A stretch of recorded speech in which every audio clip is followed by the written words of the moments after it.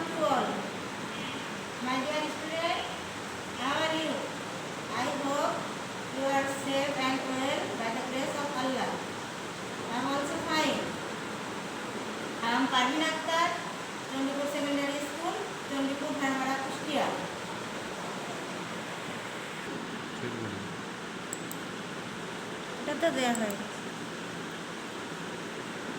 Class 8, Unit 8, Lesson 1, 2 and 3. English Grammar, Voice Sense. Today I discuss you about interrogative sentence. Interrogative sentence. Interrogative sentence কাকে বলে? আমরা আগে জানি interrogative sentence কাকে বলে। যে সেন্টেন্স দ্বারা ব্যক্তি বা বস্তুর কোনো কিছু জানার জন্য জিজ্ঞেস করা হয় বা প্রশ্ন করা হয় তাকে ইন্টারোগেটিভ সেন্টেন্স বলে। বুঝতে পারছো deer student? Attention please. Interrogative সেন্টেন্সের শুরুতে আমরা খেয়াল করি যে হয় অক্সিলারি ভার্ব দিয়ে শুরু হয়, নয়তো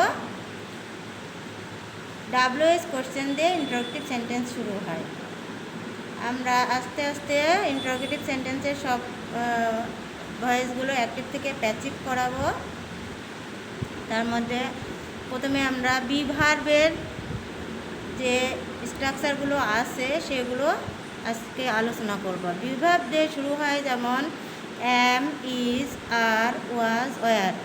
এইগুলো দিয়ে যেভাবে অ্যাক্টিভ ভয়েস থেকে প্যাসিভ করতে হয় তার স্ট্রাকচার হচ্ছে প্রথমে অক্সিলারি ভার্ব, তারপরে সাবজেক্ট, তারপরে বিং, তারপর ভার্বের পাস্ট পার্টিসিপল, তারপর বাই, তারপরে অবজেক্ট, তারপরে কোশ্চেন মার্ক।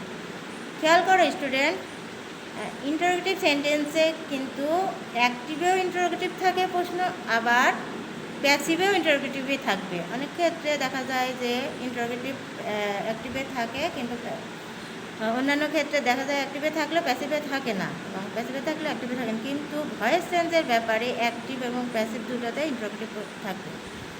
তাহলে এক্সাম্পল স্বরূপ আমি তোমাদের একটু বুঝাই দিই। এখানে একটি সেন্টেন্স আছে, is Abdullah writing a letter. এখানে খেয়াল করছো শিক্ষার্থীবৃন্দ, ফার্স্টে কি আছে? ইজ, অবশ্যই অক্সিলারি ভার্ব। অক্সিলারি ভার্ব দিয়ে শুরু হয়েছে। তাহলে এখানে আমি সাবজেক্ট অবজেক্টকে সাবজেক্ট করব, সাবজেক্টকে অবজেক্ট করব। এখানে সাবজেক্ট আছে আবদুল্লাহ এবং অবজেক্ট আছে এ লেটার। তাহলে এ লেটার সাবজেক্ট হয়ে আসবে। এ লেটারের আগে আমাকে চিন্তা করতে হবে নাম্বার পার্সন অনুযায়ী এ লেটারের কোন অক্সিলারি ভার্ব লাগবে। তার আগে আমাদের খেয়াল করতে হবে যে অক্সিলারি ভার্বটা কোন টেন্সে আছে। যদি প্রেজেন্ট টেন্সে থাকে তাহলে প্রেজেন্ট টেন্সের অক্সিলারি ভার্বগুলো ইউজ করতে হবে। যদি পাস্ট টেন্সে থাকে তাহলে পাস্ট টেন্সের অক্সিলারি ভার্ব ইউজ করতে হবে। এগুলো খেয়াল রাখতে হবে। যেহেতু এখানে প্রেজেন্ট টেন্সের অক্সিলারি ভার্ব দিয়ে শুরু হয়েছে, সেহেতু আমাকে প্রেজেন্ট টেন্সের অক্সিলারি ভার্ব দিয়েই শুরু করতে হবে। সেটা সাবজেক্টের পার্সন অনুযায়ী।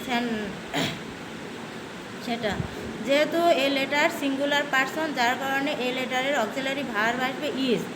তাহলে ইজ এ লেটার স্ট্রাকচার অনুযায়ী বিং, ভার্বের পাস্ট পার্টিসিপল হচ্ছে written plus by, preposition by, অবজেক্টকে আমরা সাবজেক্টকে আমরা অবজেক্ট করলাম by Abdullah. Question marks must be, এখানে কোশ্চেন মার্ক দিতে হবে, না হলে কিন্তু পরীক্ষায় এটা নাম্বার কাটা যাবে। Attention please dear student. Next sentence আছে were you watching the movie. Were you watching the movie, আমি তাহলে কোন অক্সিলারি ভার্বটা ফার্স্টে নিব? যেহেতু এই সেন্টেন্সে পাস্ট টেন্সের অক্সিলারি ভার্ব আছে ওয়ার। ওয়ার কেন আছে? যেহেতু ইউটা সেকেন্ড পার্সন, এবং সেকেন্ড পার্সনের ক্ষেত্রে ওয়ার অক্সিলারি ভার্ব হিসাবে ব্যবহৃত হয়, ইউ কখনো হয় না, সেহেতু ওয়ার আছে। কিন্তু আমাকে খেয়াল করতে হবে আমি সাবজেক্ট কি নেব। সাবজেক্টটা সিঙ্গুলার না প্লুরাল? এখানে যেহেতু সাবজেক্ট আছে প্লুরাল সিঙ্গুলার, সেহেতু আমাকে ওয়ারের বদলে ওয়াজ নিতে হবে। তাহলে ওয়াজ দ্য মুভি, যেহেতু ভার্বের সঙ্গে আইএনজি যুক্ত আছে, এটা অবশ্যই পাস্ট কন্টিনিউয়াস টেন্স, সেজন্য আমাকে মাস্ট বি বিং ইউজ করতেই হবে। মুভি বিং ওয়াজ ভার্বের ফার্স্ট পার্টিসিপল ওয়াজড, প্রিপোজিশন বাই, সাবজেক্ট ছিল ইউ, ওকে অবজেক্ট হয়ে গেল you, question mark. Clear student? Next sentence খেয়াল করো। Are you boys plucking flower? Are you boys plucking flower? বুঝতে পারছো নিশ্চয়ই এখানে সাবজেক্টকে এবং অবজেক্টকে। সাবজেক্ট নিশ্চয়ই বুঝতে পারছো, ফ্লাওয়ার্স। ফ্লাওয়ার্সটা কোন পারসন, সিঙ্গুলার না প্লুরাল? অবশ্যই প্লুরাল। তাহলে প্লুরাল সাবজেক্টের অক্সিলারি ভার্ব প্লুরাল হবে। যেহেতু প্লুরাল সেহেতু আর আসবে, যে এখানে সেন্টেন্সে ইউজ হয়েছে প্রেজেন্ট টেন্সের অক্সিলারি ভার্ব আর। তাহলে আমাকে ফ্লাওয়ার, যেহেতু প্লুরাল সেহেতু আর, ফ্লাওয়ার্স। বিং প্লাক ভার্বের পাস্ট পার্টিসিপল হচ্ছে plucked by, preposition by the boys. Boys হচ্ছে সাবজেক্ট ছিল, অবজেক্ট হয়ে আসছে। Clear student? তাহলে এই সেন্টেন্সে দ্য বয়েজ প্লুরাল এবং ফ্লাওয়ার্সও প্লুরাল, সেই কারণে অক্সিলারি ভার্ব শুরুতে আর ছিল এবং অ্যাক্টিভও আর আছে এবং প্লুরালও প্যাসিভেও আর আছে। ডিয়ার স্টুডেন্ট, নেক্সট সেন্টেন্স খেয়াল করি আমরা। নেক্সট সেন্টেন্স হচ্ছে is he helping me? Is he helping me? তাহলে অবশ্যই আমাকে অবজেক্টকে সাবজেক্ট করতে হবে। অবজেক্ট এখানে কি আছে? মি আছে। তাহলে মির সঙ্গে আমি কোন অক্সিলারি ভার্ব দিতে পারি? মির অবজেক্ট, মি হচ্ছে অবজেক্ট, মিকে সাবজেক্ট করতে হবে। সাবজেক্ট হলে তাকে অবশ্যই মিকে সাবজেক্ট করতে হবে। মির সাবজেক্ট হচ্ছে আই। তাহলে আর অক্সিলারি ভার্ব কি হতে পারে ডিয়ার স্টুডেন্ট? আগেই বলেছি সব সময় এম যেন আয়ের রেজিস্ট্রি করা অক্সিলারি ভার্ব। কোথাও আবার চোখে পড়েনি বা হয় না যে আয়ের অক্সিলারি ভার্ব এম, যেখানে অক্সিলারি ভার্ব সেখানে আই ছাড়া অন্য কোনো সাবজেক্ট হতে পারে না। সেহেতু আইটা সাবজেক্ট, যার কারণে আমরা এম অক্সিলারি ভার্ব নিলাম। এম অক্সিলারি ভার্ব, তাহলে এম অবজেক্টকে সাবজেক্ট করলাম আই। বিং হেল্প ভার্বের পাস্ট পার্টিসিপল হচ্ছে হেল্প, প্রিপোজিশন বাই, এবং নেক্সটে হচ্ছে হি সাবজেক্ট আছে, হিকে অবজেক্ট করলাম হিম, কোশ্চেন মার্ক। ডিয়ার স্টুডেন্ট, খেয়াল করো এবার। অক্সিলারি ভার্ব আছে হ্যাভ, হ্যাজ, হ্যাড। এক কথা একে বলে have verb. To have verb. Have ভার্বের অক্সিলারি ভার্ব হচ্ছে তিনটা অক্সিলারি ভার্বের আমি স্ট্রাকচার করছি, দেখো। প্রথমে have, has, had plus subject plus been plus V3 plus by plus object plus question mark. Attention please student. Here is some example. Now we are discuss it.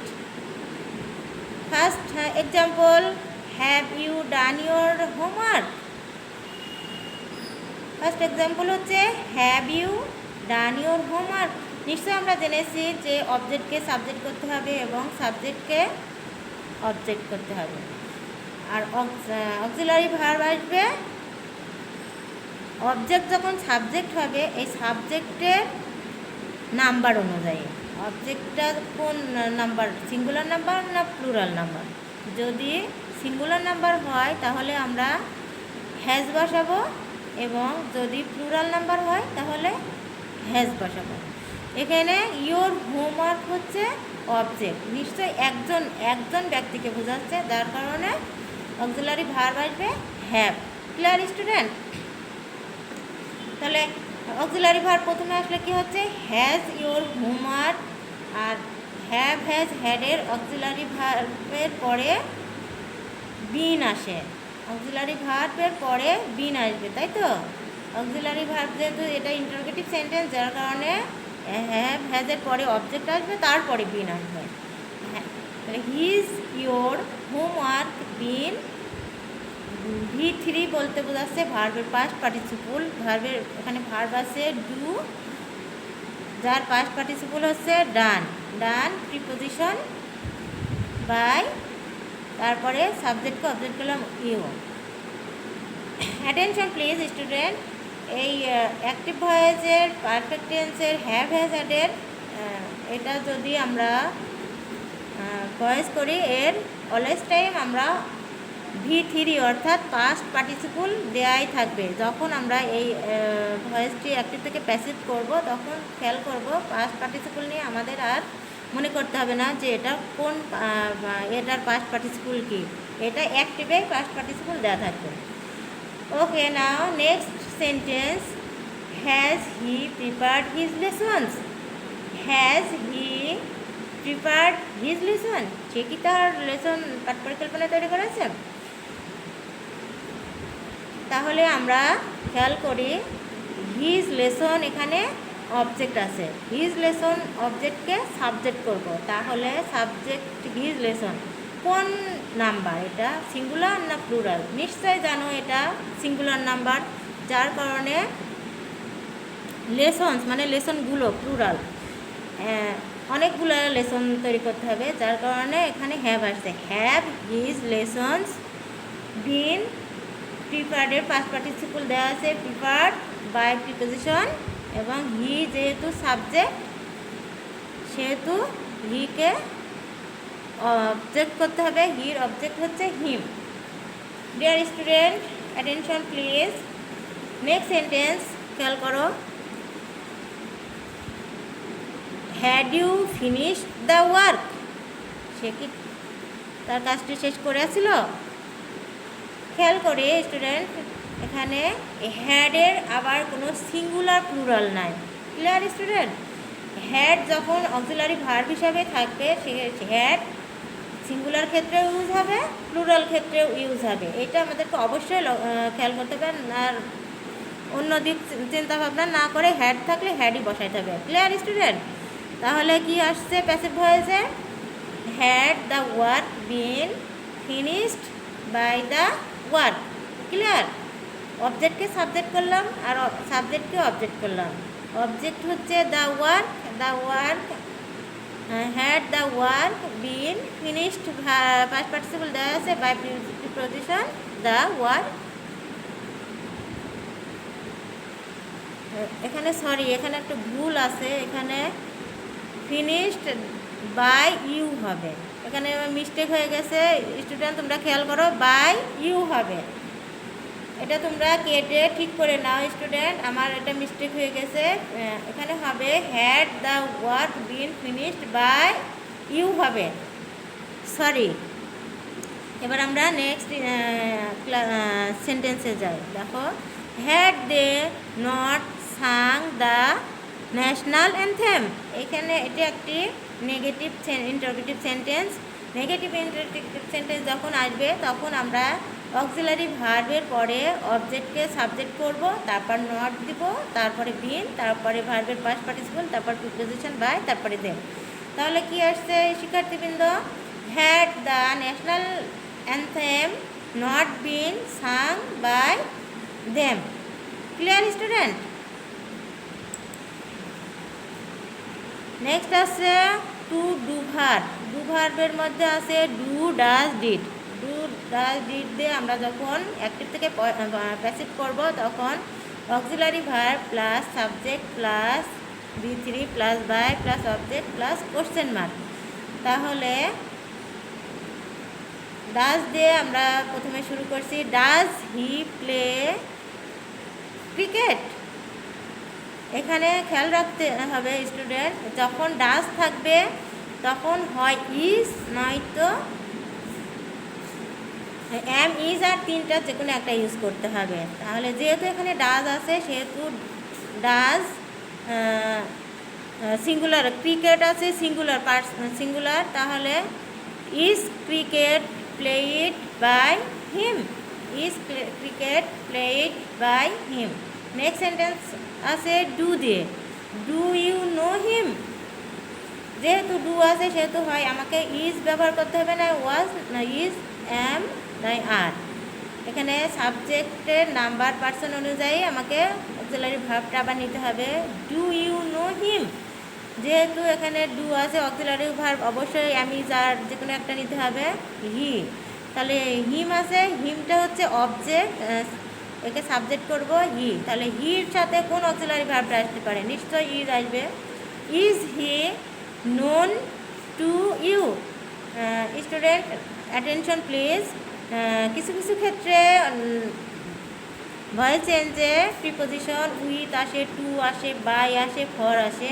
No ভার্বের সাথে আমরা two ব্যবহার করি, মানে no ভার্বের সাথে two হবে, যার কারণে এখানে প্রিপোজিশন বাই না হয়ে টু এসেছে।